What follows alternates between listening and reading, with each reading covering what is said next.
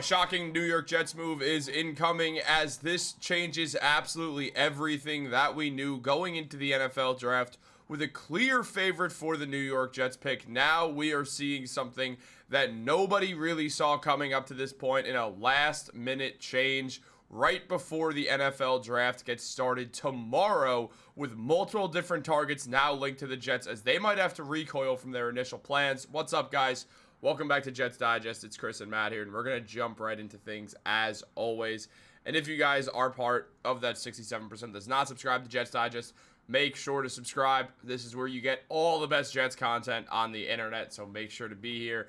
But outside of that, let's jump into the video. We do have a lot to talk about, as the New York Jets have found themselves in an interesting situation as well. The favorite for this pick has been the same guy for a while now in offensive tackle Armand Membou. He was a minus 110 favorite to be picked by the New York Jets just a week ago. And now where things stand, there is a major turn that has been taken, as it was revealed by Adam Schefter that Missouri offensive tackle Armand Membou now looks like a top 10 lock, with the Raiders at number 6 and the Jets being possible destinations. As we know, the New York Jets have been possible destinations, but now where things stand, Matt, he's now being linked to the Raiders from Adam Schefter, which is definitely going to make some Jets fans a little nervous, and also would have to make them recoil to other options, such as guys like Kelvin Banks potentially, or Will Campbell, or Tyler Warren. So obviously this is a pretty crazy update. Chris, this is a crazy update, but the Raiders aren't the team that has started all these dominoes falling. The team that started it is the Jaguars. Do you know the player who is currently the Vegas betting favorite to go to the Jacksonville Jaguars, Chris? Myself. It is Ashton Jeanty, the guy who we have been pretty much locking in as the pick for the Raiders at 6. So if Jeanty goes off the board at 5 to the Jacksonville Jaguars and joins their offense, the Raiders are then, of course, not able to draft him. So that's why Armand Membou is looking more likely like a possibility that they would be selecting. But remember, the New York Jets, Armand Membou isn't the only good offensive lineman prospect in this draft. Like you said, they can still pivot to Kelvin Banks, who I think is a different player and was a left tackle in college, but I think has all the tools to be even better than Armand Membou in the pros. He's more athletic. If you watch his film, he bends at the knees better than Armand Membou does, which is what tells me that Kelvin Banks is the more athletic prospect than Armand Membou. So I do think his ceiling's higher, even if the floor is lower, and the fact that he plays left tackle, doesn't have the experience at right tackle. So there could be, I don't think there will be, but there could be a hiccup swapping him from the left side of the offensive line to the right side of the offensive line.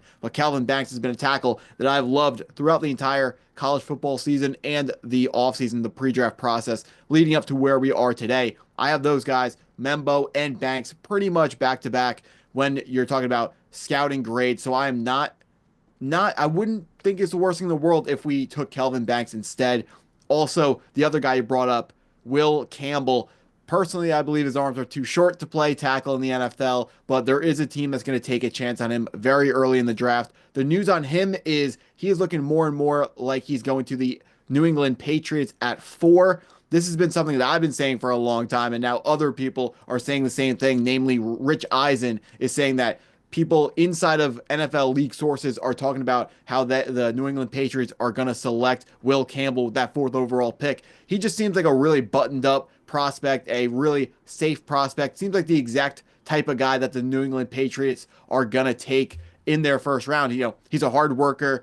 He is all reports is that he's a good guy off the field as well. So that seems like a Patriots player. That's why I think it's likely that Will Campbell is not going to be on the board when the New York Jets are selecting. And if they do want to go with a tackle, it's going to have to be Armand Membou or going to be Kelvin Banks. The number one thing we are rooting for is for the Jacksonville Jaguars to take someone other than Ashton Jeanty. But if they take Jeanty and then the Vegas Raiders select Armand Membou, it sounds to me like Mason Graham would be on the board. So would be the prospect that I would be rooting for instead of Tyler Warren should that situation arise tomorrow night. Yeah, Mason Graham certainly finding his way on the board would be great. As of right now, where things stand, it definitely does seem like first overall is almost certainly Cam Ward. Meanwhile, number 2 to the Browns. I mean, there's been talk of Travis Hunter mainly, and then after that, probably Abdul Carter to the Giants. Where I mean, it does get interesting because I'd rather Mason Graham than Armand Membou, if I'm being honest. Like, I think Mason Graham's just the best player available if he's there and Membou's there. Like, I know Membou fits better, but I want Mason Graham.